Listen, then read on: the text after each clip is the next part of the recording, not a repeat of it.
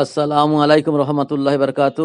আমার দিন ইসলামের ভাই বোনেরা, আশা করি আল্লাহ পাক তোমাদের ভালো রেখেছে। আল্লাহ পাক আমাকে ভালো রেখেছে। আল্লাহ পাক আমাদের সবাইকে দিন দুনিয়ায় ভালো রাখুক, আমাদের সবার জান মাল ইমান ইজ্জত আবরুকে রক্ষা করুক, আমিন। আজকে তোমাদের শোনাবো যে আমাদের সবার যাদের পিতা মাতা যারা আর কি দুনিয়া থেকে যারা চলে গেছে, পিতামাতা যাওয়ার জন্য যে সন্তানরা যে দোয়া দরুদ দান সৎকা নানা রকম ভাবে পড়াশোনা করে পিতামাতার রুহ রুহ মোবারকে যেভাবে পৌঁছায়, কিভাবে পৌঁছে যায় সেই দোয়া দরুদ গুলো, সে বিষয়ে তোমার জানাবো। অনেকের মত কি যে দোয়া দরুদ কবরে, পিতামাতার কবরে রুহ পাকে পৌঁছায়, কিন্তু কিছু কিছু মানুষের মনে কিন্তু জাগে যে হয়তো বা পৌঁছয় না, কি পৌঁছয় কেউ কেউ বলতে পারে। সেটা সামান্য সংখ্যা, সে সংখ্যাটা, সেসব মানুষের সংখ্যা খুবই কম। কিন্তু এক হাদিস পাক থেকে জানা যাচ্ছে যে আমরা যে দোয়া দরুদ দান সৎকা খয়রাত কোরআন তেলাওয়াত ইত্যাদি করি পিতামাতার জন্য, সেই পড়াশোনার দোয়া সবটুকু জান্নাতের এক ফেরেশতা নিয়ে গিয়ে পিতামাতার রুহ মোবারকে পৌঁছে দেয়। এই হাদিসটি তোমাদের পড়ে এখন শোনাচ্ছি।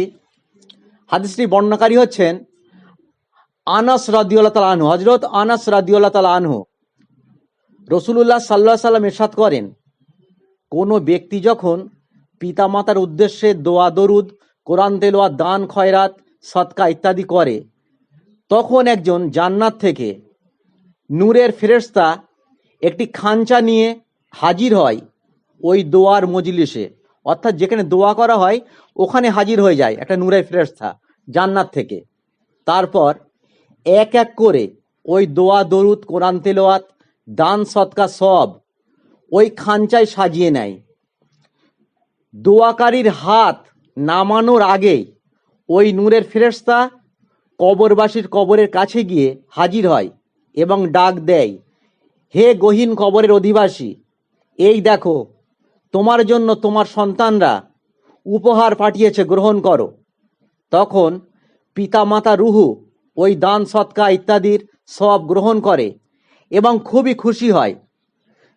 দুনিয়া যদি সব সম্পদ দিয়ে দেওয়া হয়, যে যত না খুশি হয় তার থেকে বেশি খুশি হয় ওই সব পেয়ে ওই কবরবাসী পিতামাতা রুহু ওই সব নিয়ে অন্যান্য কবরবাসীদের ডেকে ডেকে বলে, এই দেখো আমাদের সন্তান সন্ততিরা আমাদের জন্য দান সৎকা খয়রাত কোরআন তেলাওয়াত ইত্যাদি করে আমাদের জন্য সব পাঠিয়েছে।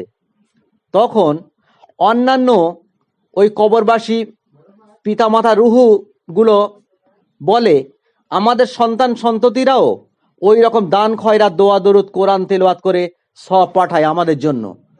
কিন্তু ওই সময় কিছু কিছু ওই কবরের স্থানের আরো কিছু পিতামাতা রুহু এমন থাকবে, তার আফসোস করতে থাকবে আর বলতে থাকবে, আমাদের সন্তান সন্ততিরাও যদি ওই রকম দোয়া দরুদ কোরআন তেলাওয়াত দান খয়রাত করে সব পাঠাতো কতই না ভালো হতো।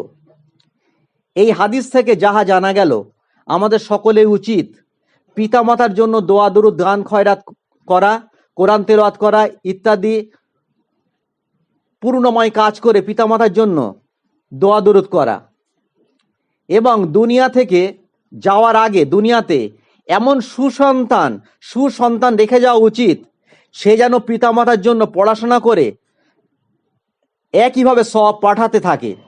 আজকে এখানে রাখলাম। আসসালামু আলাইকুম রহমতুল্লাহ বারাকাতুহু।